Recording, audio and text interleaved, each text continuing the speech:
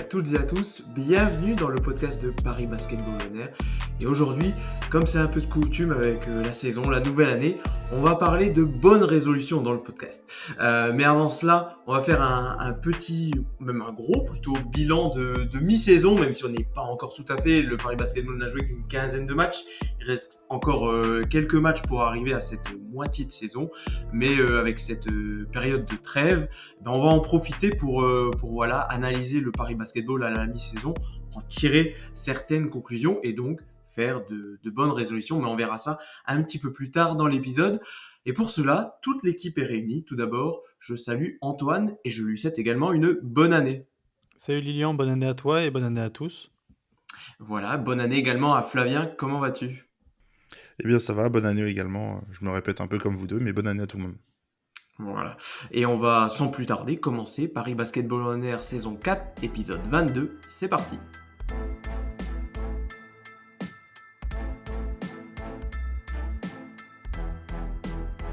Bonjour à tous, c'est Ismaël Kabagaté du Paris Basketball et aujourd'hui vous écoutez Paris Basketball On Air.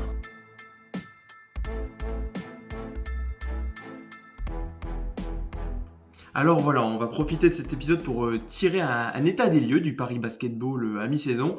On l'avait un peu fait mi-novembre lorsque c'était la trêve internationale. On avait tiré un premier bilan du début de saison du Paris Basketball. Désormais, on a une quinzaine de matchs. Je pense qu'on a une vue assez complète de ce que va être le Paris Basketball, en tout cas de ce que pourrait être le Paris Basketball dans la seconde partie de la saison de Betclic Elite. Donc voilà, on va d'abord faire le bilan de cette première partie de saison avant de se demander, de se tourner vers l'avenir, de se demander à quoi pourra ressembler la seconde partie de la saison du club de la capitale. D'abord, petit bilan donc. Paris est actuellement 12e de Betclic Elite avec 6 victoires et 9 défaites.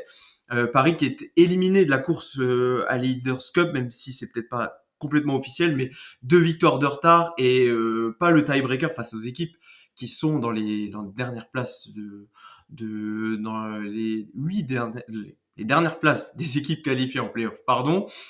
Paris qui cette saison a un bilan peu flatteur à domicile, 3 victoires et 5 défaites. Ça va un petit peu mieux à l'extérieur, 3 victoires et 4 défaites. Alors voilà, messieurs, première question toute simple, je me tourne vers toi, Antoine. Quel bilan tu fais de la saison de Paris pour l'instant à la mi-saison ? À la mi-saison, pour moi, cette équipe parisienne, elle a montré qu'elle était capable du très bon comme j'ai pas envie de dire du pire, comme du beaucoup moins bon. On va relativiser un petit peu. Un début de saison, tout d'abord, qui a été marqué par l'absence de Will Weaver, donc ça pèse quand même quand on fait un bilan un petit peu plus étoffé du Paris Basketball cette saison. Pour l'instant, une équipe voilà, qui a su montrer qu'elle avait d'énormes capacités. Offensivement, ça s'est vu. Collectivement, au fur et à mesure des matchs, bon, c'est plus venu sur la fin d'année, on va dire la fin d'année 2022, a montré qu'elle avait des grosses capacités. On l'a vu, je recite les matchs contre Le Mans, des matchs contre Roanne, qui sont des victoires. Roanne un petit peu moins sur la fin de match, mais qui sont des matchs qui ont permis de montrer que cette équipe en avait sous le coude et qui avait beaucoup de talent. Par contre, à contrario, elle a aussi montré qu'elle était capable de totalement lâcher ses rencontres, de totalement péter un câble, si je peux dire ça comme ça, notamment dans sa gestion du ballon, qui perd un trop grand nombre de pertes de balles, un manque d'intensité parfois assez criant. C'est un peu ce qui m'a un peu marqué sur cette première partie de saison et ce qui me marquera sur la deuxième partie et le fait que je ne sais pas trop où situer cette équipe pour l'instant. C'est le fait que ben voilà, elle a été à l'image de son classement, une équipe assez moyenne avec des capacités à se retrouver nettement au-dessus. Flavien, Antoine le dit, il a du mal à situer cette équipe. Pourtant, je disais, après une quinzaine de matchs, normalement, c'est là où on peut un petit peu savoir qu'est-ce que vaut une équipe. Mais c'est vrai qu'avec Paris, c'est compliqué parce que la première partie de saison n'est que le fait de séries. 5 défaites pour commencer. Ensuite, bah voilà, à ce moment-là, il y a le retour il y a pas le retour, c'est les débuts de Wilver qui est enfin installé sur le banc comme coach. Il y a eu 4 victoires en 5 matchs, puis de nouveau une série de 3 défaites. Et là, pour finir l'année, une série de 2 victoires. Je parle évidemment uniquement en Betclic Elite. Mais c'est ça qui est difficile qui est difficile pour qualifier la première partie de saison de Paris, c'est que pour l'instant, c'était des hauts et des bas, et Paris n'est pas véritablement constant dans la durée, en tout cas dans le championnat de France. Non, c'est vrai que le début de saison, il est pas du tout linéaire, mais je crois qu'il y a plusieurs facteurs à cela. C'est qu'aussi, que ce soit, bah, Antoine l'a cité, mais Will Weaver qui a pas pu entraîner au début, le fait aussi que tu pas forcément eu ton effectif au complet, pour démarrer la saison, c'est que tu as Jeanne Béguin qui s'est blessé quelques jours avant le début de saison, à Bourg. Il y a, Tyrone Wallace qui a joué une partie de début de saison blessé pour finalement laisser sa place après, pendant 6 semaines, et je me demande en fait si cette équipe, pour savoir ce qu'elle vaut vraiment, faut pas la voir avec son effectif au complet comme on le voit depuis du coup, 2 matchs, un basket en tout cas en championnat, qu'on voit, un peu plus rayonnant, certes contre des équipes aussi d'un moins fort calibre que l'ont été par exemple Dijon, l'Asvel ou Boulogne-le-Valois que que les Parisiens ont affronté en décembre. Moi je me dis qu'en fait si cette équipe, heu, s'il lui manque des joueurs, cette équipe, peut dérailler très, très vite, et c'est vrai que les motifs d'espoir qu'on a eu sur les quelques rencontres en fin d'année là, montrent que, bah, si tu as un collectif, au complet et en santé, qu'une personne joue blessée ou, en tout cas, je trouve que il y a moyen que la mayonnaise prenne, et là où on était peut-être extrêmement, dubitatif, il y a 1 mois et demi quand on a fait le 1er débrief, après 8 matchs de championnat. Là, je trouve qu'il y a quand même des lueurs d'espoir, et de se dire: «Bon, le top 8 est pas si inatteignable que ça finalement». Fabien, je vais te redonner la parole dans quelques instants. Toi qui es un peu notre statisticien de l'équipe, qui a toutes les stats historiques depuis la création du club, où est-ce que se situe un peu Paris là dans le ranking de ses stats? Tu nous les as partagés pour préparer l'émission. Alors on parle souvent de cette dualité de Paris qui tend vers l'attaque et qui essaie de faire ce qu'elle peut en défense, même si ça va beaucoup mieux sur les derniers matchs. Mais le souci, c'est que même si Paris est dans le haut du panier en attaque, on aurait pu supposer qu'elle soit vraiment dans le top du top, ce qu'elle n'est pas forcément. Tu vas nous en dire quelques mots. Alors qu'en défense, voilà, ça, on s'y attendait pour le coup, et ça se vérifie. Paris est vraiment au plus bas dans la plupart des statistiques défensives, en tout cas les plus importantes dans cette partie-là du terrain. Bah, je me souviens qu'on avait partagé un peu nos inquiétudes en septembre lors de la preview. On avait dit, qu'il faudrait que l'attaque soit extraordinaire pour le style de jeu que Paris veut mettre en place. Parce que justement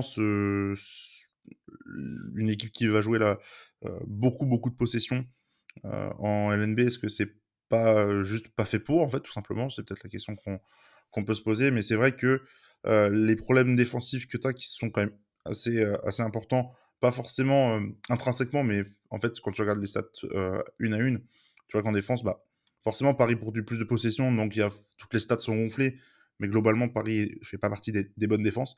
Par contre, l'attaque suffit pas assez pour redresser la barre et faire du Paris Basketball, on va dire, une équipe qui, va gagner les matchs grâce à son attaque. Là où, c'est vrai que les matchs où Paris a été plutôt performant défensivement, c'est là où moi j'ai trouvé que l'équilibre se faisait, jouer un peu contre nature par rapport à ce que Will Weaver et son staff veulent mettre en place.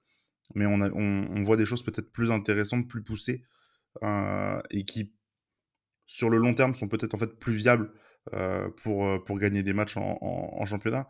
Mais, quand j'ai travaillé un peu là pour le podcast juste avant, je regardais globalement, soit Paris est très bon dans une série statistique, soit il est très mauvais, il y a très peu d'entre-deux, et c'est peut-être là où Paris aurait en fait à gagner, je trouve, c'est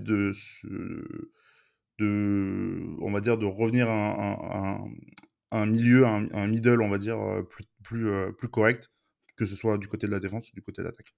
L'une des statistiques qu'on peut peut-être mettre en avant, Antoine, et ce qui est peut-être le plus décevant avec cette équipe, on pensait que ce serait peut-être pas l'une des meilleures, mais qu'elle serait en tout cas bien meilleure dans ce domaine, c'est peut-être le tir à 3 points qui est assez décevant cette saison, alors que c'est l'une des principales armes de Paris. C'est l'équipe qui en tente le plus dans le championnat de France cette saison, et c'est seulement la 13e attaque, la 13e équipe en termes de pourcentage. C'est peut-être là, sur le point de vue de l'attaque, où Paris doit s'améliorer pour faire partie des top teams et ainsi compenser ses lacunes défensives. C'est vrai que c'est un angle que les Parisiens doivent travailler sur cette deuxième partie de saison. Comme l'a justement cité Flav, c'est vrai que le Paris Basketball tend à jouer un basket qui peut être interrogé ou qui peut être remis en question dans le championnat français et qui amène à tirer beaucoup à 3 points. Et cette équipe manque cruellement d'efficacité. Et le problème aussi de ce que cette équipe a quand elle manque d'efficacité, c'est son obstination à continuer à tirer de loin et à s'enfermer dans un système ou dans un style de jeu.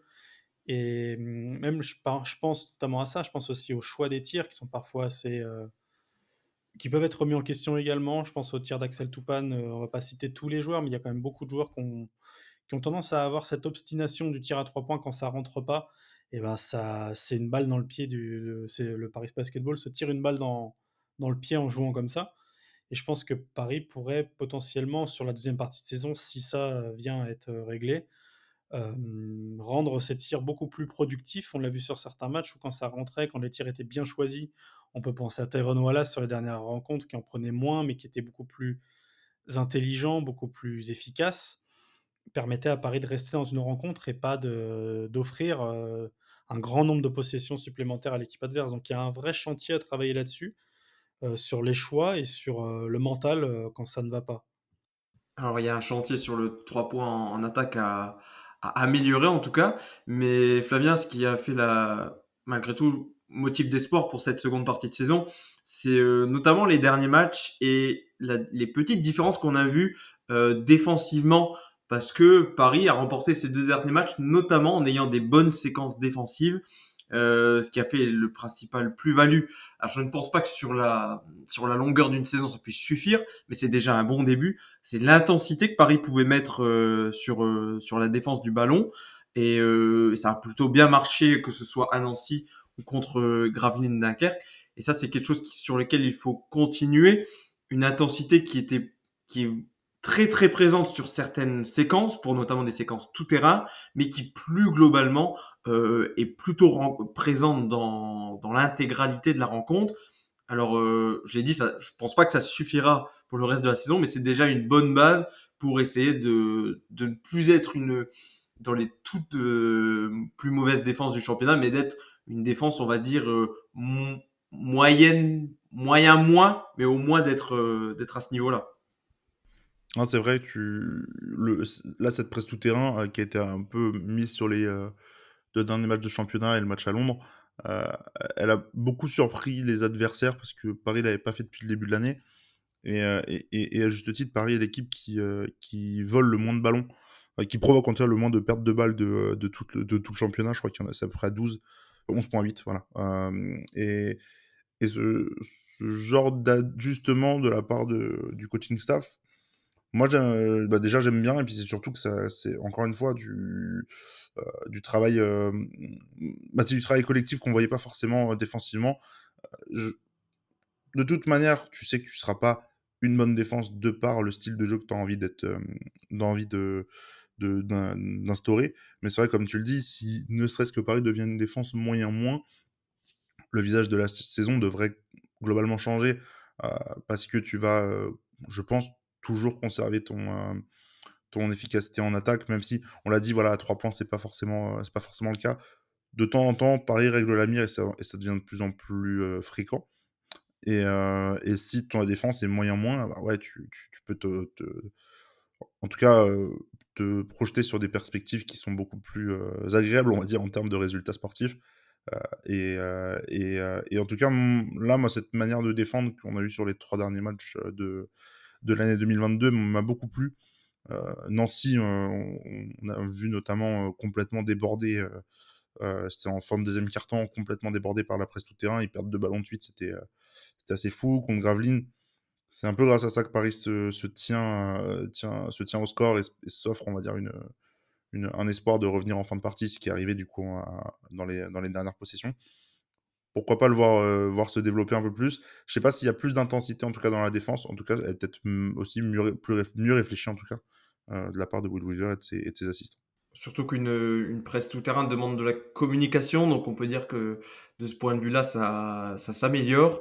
Et donc voilà, une piste à creuser en tout cas pour le Paris Basketball pour essayer de. Surtout que tu as le matériel en fait, parce que, on le Oui, citera peut-être un peu plus tard, mais Axel Toupane et John Meguiarin sont des très bons défenseurs en championnat et s'ils ont juste à mettre l'intensité, heu, ils peuvent être capables d'être les leaders défensifs sur ce genre de séquence en fait. et même les joueurs qui n'ont pas forcément les atouts défensifs en termes de compétences, les ont en termes de qualité athlétique. Tout ce qui est Tyron Wallace, Kyle Landman, même si ce ne sont pas des très bons défenseurs, en tout cas, ils ont les atouts physiques pour pouvoir contribuer. Antoine, est-ce que tu avais un dernier mot à rajouter avant que nous passions à nos bonnes résolutions pour le Paris Basketball pour cette année 2023? Non, non, passons, au positif. Là, va très bien résumer la situation sur l'intensité du Paris Basketball. Alors allons-y. Pour vous expliquer un tout petit peu, en fait, on se met dans la peau du Paris Basketball et puis on donne une résolution pour espérer ce qu'on aimerait voir en tout cas pour l'équipe en étant dans la position du Paris Basketball. Messieurs, si vous voulez, je vais peut-être commencer. Ouais, fais-toi Présentateur plaisir. qui s'offre le droit de commencer. Pourquoi pas. Moi, ce que j'aimerais pour le Paris Basketball, ce serait surtout que l'équipe shoot beaucoup, beaucoup, mais alors beaucoup mieux au lancer franc, puisque Paris cette saison est là tout simplement la pire équipe au pourcentage de lancer franc, avec 70% de réussite. Et le souci, entre guillemets, c'est que Paris est l'équipe la troisième équipe qui en tente le plus. Donc je me dis que si Paris augmente, mais ne serait-ce que de quelques pourcentages au lancer franc, ça pourrait faire une grosse différence, sachant que Paris en tire 24 par match. Donc voilà, rien que cela, c'est pas grand-chose, mais je pense que ça pourrait faire quelques victoires en plus qui ne sont pas tombées dans l'escarcelle parisienne sur cette première partie de saison. Flavien, qu'est-ce que toi tu en penses? C'est vrai que Paris a surtout en plus un personnel assez vaste pour provoquer des fautes, que ce soit Kyle Allman, Tyrone Wallace, Amir Sims, Juan Bégarin, même Ismaël Kamagaté, même si voilà, rien que par sa présence, il contribue à attirer des fautes sur lui. Euh, le problème, c'est qu'il n'y a pas vraiment quelqu'un en soi à qui il faudrait tirer dessus. C'est vraiment tout le monde est plutôt moyen au lancer franc et c'est ce qui pénalise Paris sur cette première partie de saison. Ouais, et puis je crois même que Kyle Holman et Tyrone Wallace sont peut-être les joueurs qui provoquent le plus de fautes. Bégarin aussi est dans le top 20, un truc du genre. Et le fait que tu provoques beaucoup de fautes, tu vas avoir forcément les beaucoup sur la ligne. Et bah, évidemment, quand on voit les pourcentages, match après match, mais c'est pas nouveau, hein, c'est même ça date pas de cette saison. C'est même, beaucoup plus ancien. On peut même redescendre même aux saisons en Pro B.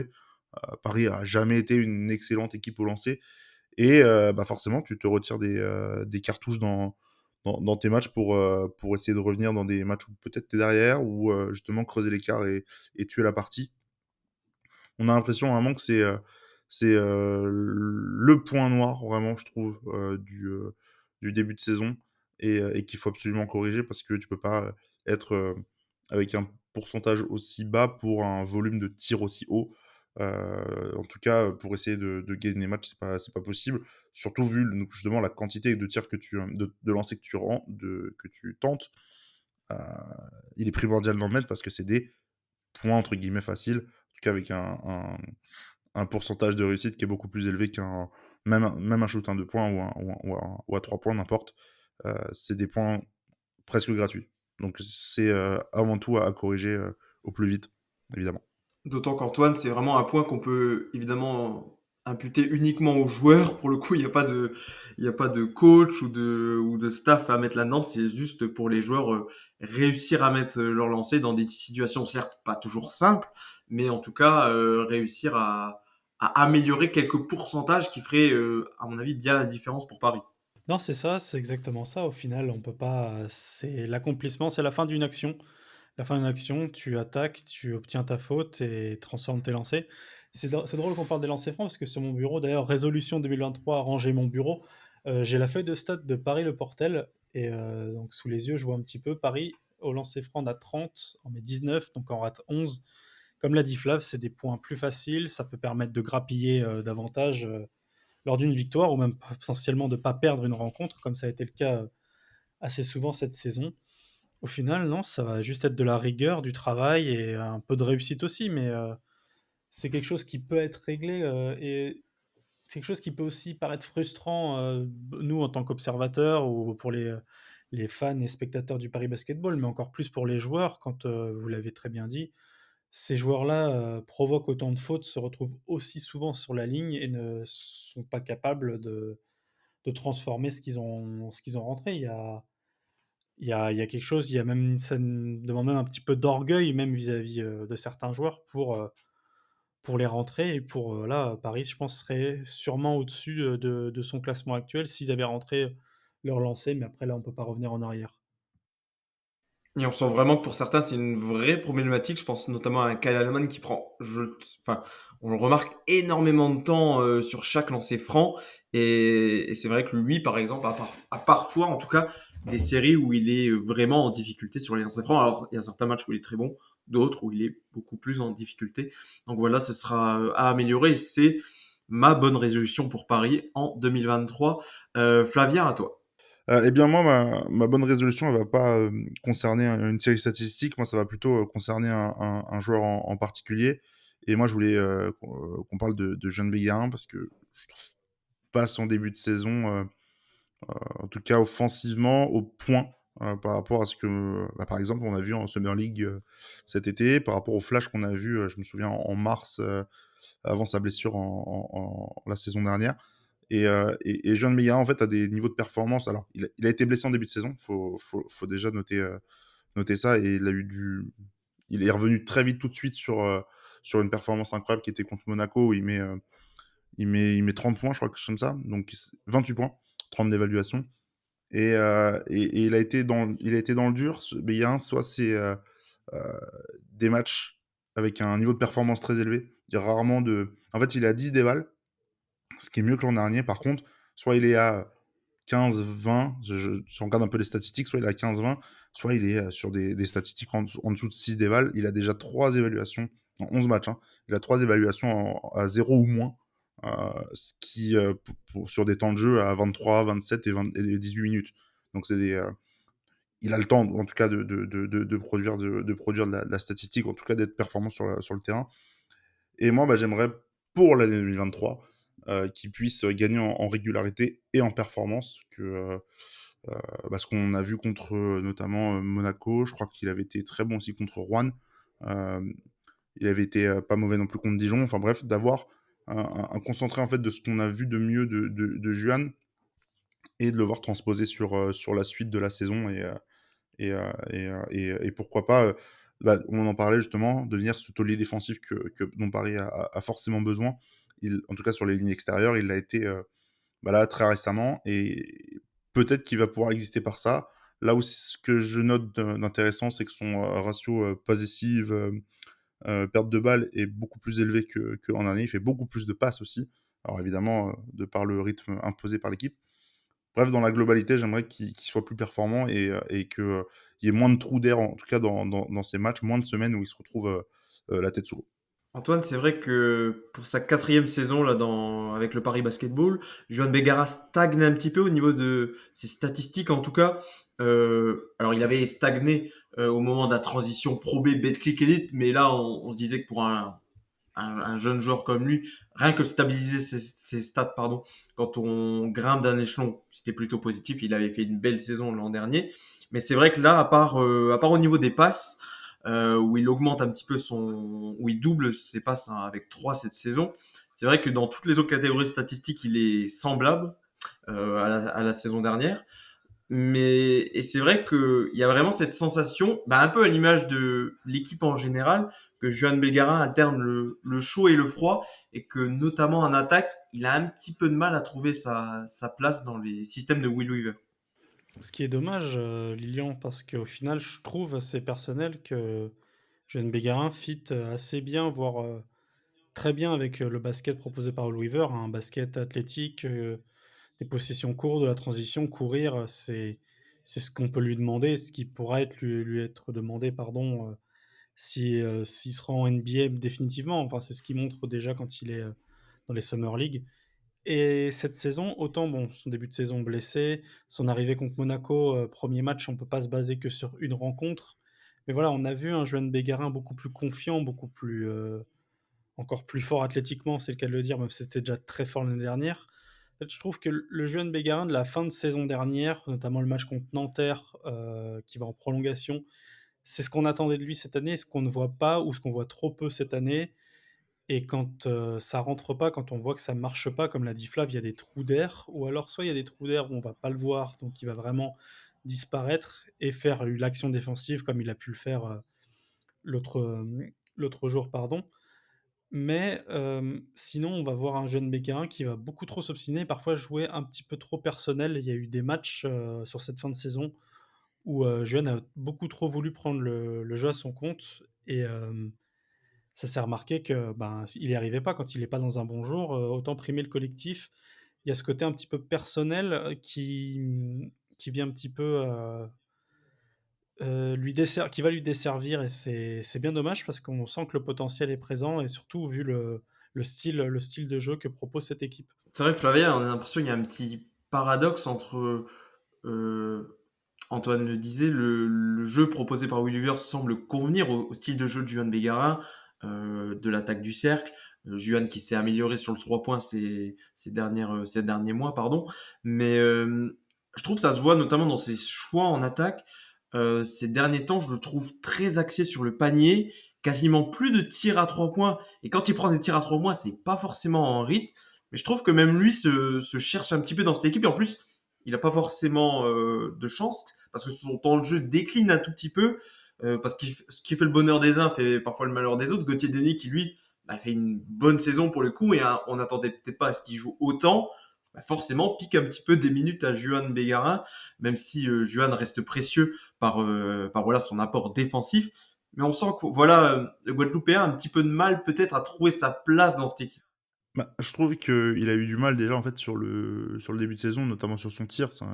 Il a eu une panne d'adresse absolument assez ahurissante en début de saison sur son tir à 3 points. Et tu le dis, il essaie en tout cas de se recentrer, de se redonner confiance, notamment sur le près du cercle. C'est le joueur en championnat qui se fait le plus contrer par match, 1,1 contre lui-même à chaque rencontre. Moi, je trouve que limite, sa stat, en fait, elle est positive parce que ça veut dire que il a pas peur d'y aller et que il perd pas confiance en lui, en fait. C'est juste qu'il cherche la bonne manière d'équilibrer son ratio tir à 2 points, tir à 3 points et que il a encore, encore du chemin. De toute façon, on parle d'un joueur qui a 20 ans, hein, donc on est encore très strict pour un super jeune joueur qui est professionnel déjà depuis 4 ans. Maintenant il est un rouage, de l'équipe qui est très important et doit se mettre au niveau. Là où tu disais, il y a un paradoxe avec, entre ce qu'il produit et ce qu'il pourrait produire, vu le schéma de jeu utilisé par Paris. Moi, je trouve que c'est sur les lancers francs, c'est trop faible. C'est beaucoup trop faible et c'est toujours ça. Il y a pas eu d'amélioration, en fait, depuis 4 ans, honnêtement. Heu, enfin, c'est un exercice qui se travaille, vous l'avez dit. On est loin de la loterie, comme les fans de foot, peuvent parfois dire sur le penalty. C'est exactement la même chose au basket. Le lancer franc, ça se travaille et il est à peine à 50-52% au lancer franc cette saison. C'est pas possible, justement parce que son style de jeu, c'est d'aller au cercle et de parfois revenir simplement avec 2 lancers et tu peux pas revenir d'une action trop bon, il en tire 4 par match, ça veut dire qu'il en loupe 2. C'est beaucoup trop pour Jeune Méguin alors qu'il est, c'est son style de jeu justement d'attaquer le cercle et d'aller chercher ce genre de manière de scorer. Petit point positif pour finir peut-être sur Joan Bégarin, c'est qu'on s'en fait pas trop sur le mental du joueur. Alors, on l'avait fait quand on vous invite si vous l'avez pas écouté, lorsqu'on avait fait notre interview avec lui avant sa draft, mais c'est un joueur en gros mental et qui va certainement pas se laisser abattre par ce ces petits moins bien, en tout cas, ou en tout cas ce début de saison un petit peu mitigé. Et je pense qu'on l'a vu au All-Star Game, il s'est éclaté tout simplement comme un enfant. Alors c'est le genre de contexte qui lui permet de briller évidemment, mais il n'y a pas été en faisant la tête. Et je trouve que c'est quelque chose de positif aussi qu'il puisse se servir de ce genre de scène pour un petit peu se refaire plaisir et peut-être un tout petit peu reprendre confiance en lui, Antoine. Oui, totalement. C'est vrai que c'est un joueur qui a une énorme confiance en lui, qui a toujours eu, même depuis son arrivée au Paris Basketball quand il était en Pro B. Et c'est un joueur qui travaille, c'est un joueur qui connaît ses capacités. Et, on se fait pas de doute sur ses capacités justement à passer outre les petits trous d'air qu'il peut avoir depuis ce début de saison. Et la dernière bonne résolution de ce podcast, elle est pour toi, Antoine. Moi, je me suis vraiment basé sur la fin de saison et ce que nous a montré le Paris Basketball, la fin d'année, pardon, Ah, excusez-moi. t'es déjà en fin de saison, ouais, Oui, tu je me anticipes propulse doucement, déjà. doucement. Je suis un oracle. Non, je me suis basé un petit peu sur la fin de cette année pour construire quelque chose qui pourrait être enthousiasmant, qui m'a enthousiasmé pour le moins. C'est l'arrivée de Tyrone Wallace, la vraie arrivée de Tyrone Wallace, je veux dire ça comme ça, puisque avant sa blessure, Tyrone Wallace jouait blessé et nous frustrait énormément. Et on s'est souvent demandé pourquoi le Paris Basketball l'avait fait venir ou avait fait venir un joueur du même profil que Kyle Holman. Et au final, il s'est avéré que sur les 3 derniers matchs de l'année, qui étaient quasiment en une semaine, donc vraiment sur un rythme assez soutenu, on a pu voir, et le coach Weaver a confirmé ça, une capacité qu'avait Wallace à apporter un peu de la création, apporter un tempo un peu plus posé, un peu plus modéré. Et c'est clairement ce dont le Paris Basketball a besoin parfois, c'est d'avoir un jeu beaucoup plus tranquille, apaisé, et pas faire le poulet sans tête. Clairement ce que faisait Tyrone Wallace en début de saison quand il était blessé à la main. Donc ma résolution pour le coup, c'est d'avoir un poste 1, s'il n'est pas non plus verrouillé pour lui, d'avoir un poste 1 qui fait les tâches d'un poste 1 vraiment à l'image, je vais le citer, d'un Ryan Botright l'année dernière, c'est-à-dire un rythme beaucoup plus modéré, réfléchi, et pas, même si c'est ce que veut le Paris Basketball désormais, courir beaucoup, se forcer parfois à moins courir pour mieux agir. Alors, je ne sais pas si j'aurais choisi la comparaison Ryan Boatwright, mais je comprends l'idée en tout cas. Voilà. C'est l'idée, c'est dans l'idée, c'est Voilà. pas le même profil du tout, mais c'est dans l'idée. Flavien, est-ce que alors aussi on va dire pour l'instant ce qu'on pense cette installation de Tyrone Wallace en tant que le poste 1, on va dire le véritable poste 1 de cette équipe, a un petit peu coïncidé avec une fin d'année un petit peu compliquée pour Kyle Allman. En tout cas, un petit peu plus compliqué que les standards auxquels il avait pu nous habituer depuis son arrivée à Paris. Est-ce que est-ce que ça va pouvoir continuer dans cette voie-là, même si Kyle Holman retrouve des couleurs et va peut-être dans les matchs où justement il est meilleur, demander peut-être un petit peu plus le ballon. Comment tu vois cela coïncider entre les deux joueurs? Excellente question. Excellente question. Bah, je sais pas trop en fait au final parce que c'est vrai qu'on a deux joueurs qui ont besoin de beaucoup avoir le ballon. Que ce soit voilà, ou Kyle Holman, c'est les deux joueurs qui perdent le plus de ballons de tout le championnat. Je crois que c'est autour de 4,5 et 3,9 par match. Donc c'est un gros volume. Même si ça va mieux là sur les derniers Ah matchs bah quand ça même. va mieux Ouais. si vous reprenez les chiffres qu'on a cités, parce que c'était déjà les deux premiers il y a un mois et demi. Ça devait être 5 et 4,5. Paris baisse son nombre de pertes de balles par match, évidemment. Euh, c'est vrai que là, la fin d'année 2022, en tout cas, était assez étonnamment à l'avantage de Tyrone Wallace, on va pas se mentir. Son retour de blessure, comme l'a cité Antoine, a été surprenant en termes de performance. Et à l'inverse, justement, Kyle Holman a un peu baissé. Même si, en fait, Kyle Holman, de toute façon, il peut disparaître dans un match. Comme il le montre contre Gravelines Dunkerque, prendre feu dans le quatrième quart-temps. Et en fait, je me dis que ça peut marcher dans le sens où Kyle Holman n'est pas forcément bon sur les 4 cartons de ton match. Si tu as ton meneur qui est capable, donc si c'est Tyrone, voilà, ce sera. Voilà, si c'est lui, qui soit capable de distribuer, d'alterner sur lui, soit la création de tir ou la création de tir pour les autres, et de pouvoir faire vivre le ballon, comme il l'a très bien fait là sur les dernières semaines de compétition. À voir en fait, et surtout que ça va, à mon avis, arriver très vite, ce genre de questionnement, parce que tu vas affronter un concurrent pour le maintien et trois mastodontes du championnat. Donc, il n'y a pas beaucoup de questions à se poser. Il faut que la sauce prenne vite et que ça fonctionne dès la première semaine, dès le premier match en 2023. C'est vrai que c'est intéressant ce que tu soulèves, le fait que Alman n'est pas forcément constant sur l'intégralité d'un match. Et peut-être, je pense que pour le coup, Wallace a le bon profil pour pouvoir se retirer quand Alman justement prend feu et prend entre guillemets toute la lumière sur lui. Je pense que voilà, peut avoir ce rôle de, on va dire, une première mi-temps de gestionnaire et si jamais son coéquipier du backcourt prend feu, lui laisser plus la gonfle. Je pense que pour le coup, dans le profil de ce que nous a montré Wallace, et puis dans son état d'esprit également, ça peut éventuellement le faire. Donc voilà, pour nos résolutions de l'année 2023, un meilleur pourcentage de lancer franc pour moi, un véritable poste 1 avec Tyrone Wallace pour Antoine, et l'année du rebond pour Juan Begara, en tout cas la seconde partie de saison du rebond pour le joueur français. On se dirige tout doucement vers la fin de ce podcast. On va, bah voilà, maintenant on va se dire un peu, je l'ai dit en début d'émission, Paris est 12e actuellement. La Leaders Cup, ça va être très compliqué. Mais voilà, où est-ce que vous situez Paris là dans ce championnat, notamment par rapport à ses adversaires?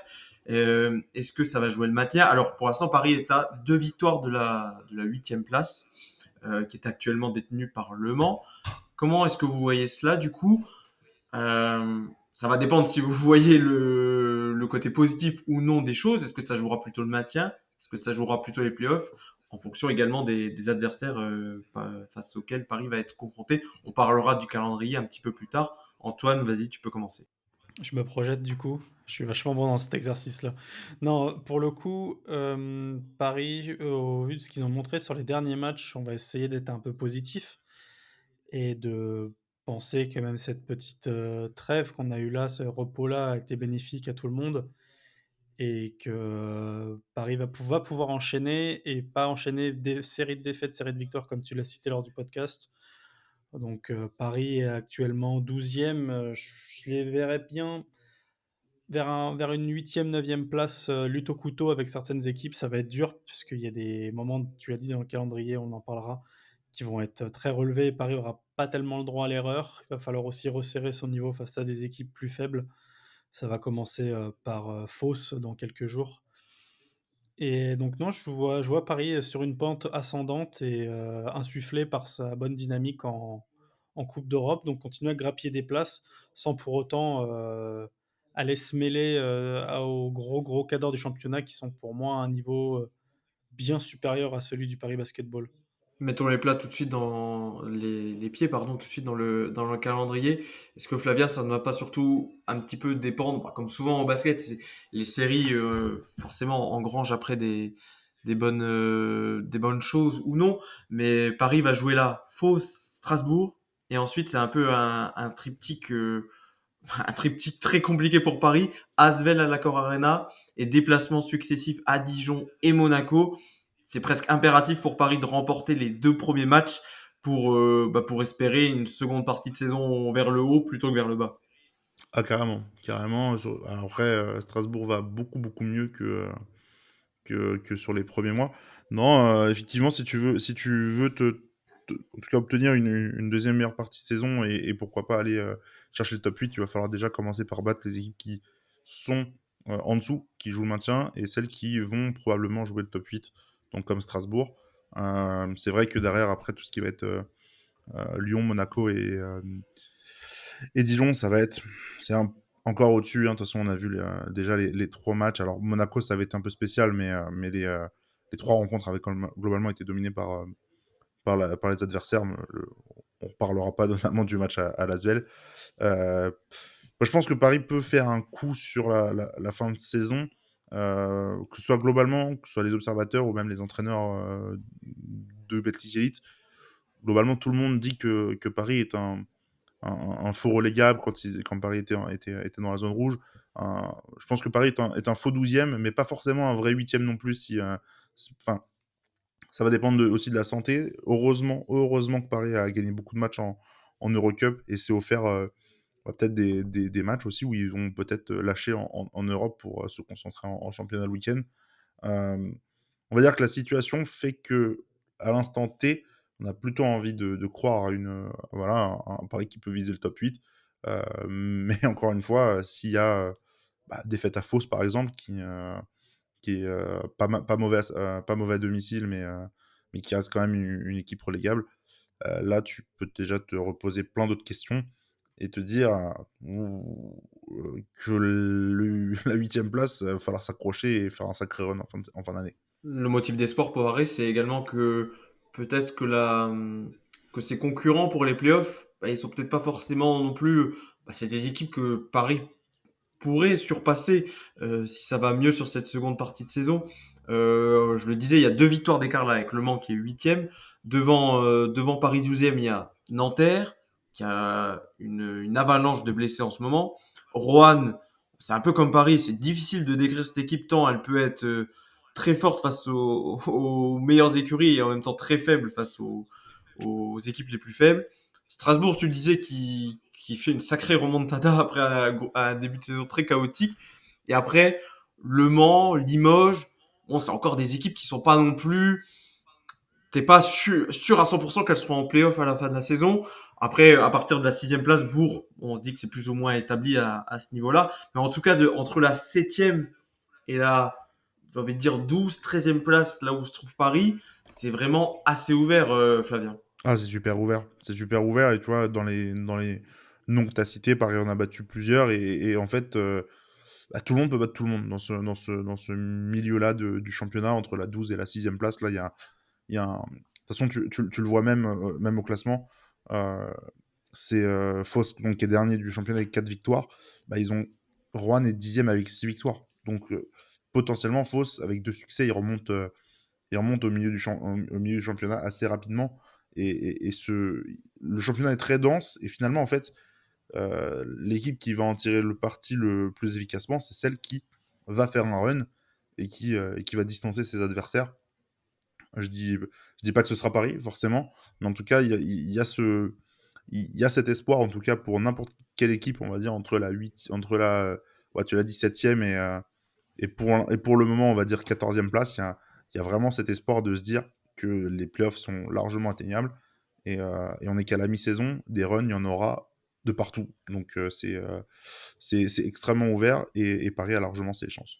Voilà, je me disais que ce serait important de bien faire cette reprise de championnat pour un petit peu insuffler une dynamique, mais que ça ne déterminera évidemment pas tout. On voit bien que Paris est un peu capable du meilleur comme du pire pour l'instant. Un mauvais début dans cette seconde partie de championnat ne présagera pas forcément de la fin des espoirs de play-off de Paris. Eh bien, c'est sur cela qu'on va terminer cet épisode, voilà, débrief de mi-saison sur nos bonnes résolutions. Voilà, si elles se réalisent, la seconde partie de saison de Paris devrait en tout cas être un petit peu meilleure. Antoine, Flavien, merci de m'avoir accompagné pour cet épisode. Avant de se quitter, comme d'habitude, on vous rappelle de nous suivre sur les réseaux sociaux, sur Twitter @ParisB-8OnAir et sur Facebook et Instagram Paris Basketball On Air, tout simplement. Merci messieurs et à la prochaine. On se dit très vite pour le débrief du match de Fos. Bye bye. Bonne année à tous. Salut!